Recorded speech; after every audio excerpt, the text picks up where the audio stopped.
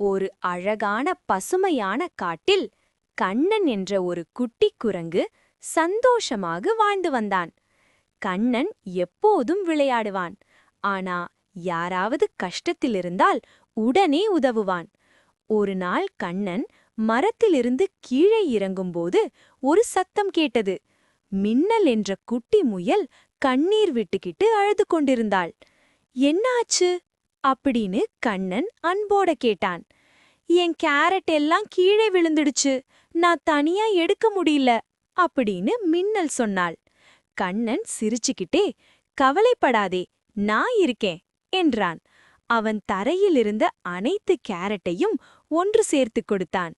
நன்றி கண்ணன், நீ ரொம்ப நல்லவன் அப்படின்னு மின்னல் மகிழ்ந்தாள். சிறிது நேரம் கழிச்சு மழையால காடு வழுக்கி கண்ணன் ஒரு பள்ளத்தில் சிக்கினான். மின்னல் நண்பர்களை அழைத்து எல்லாரும் சேர்ந்து கண்ணனை காப்பாத்தினாங்க. நல்லது செய்தால் நல்லதே நிச்சயம் திரும்ப வரும்.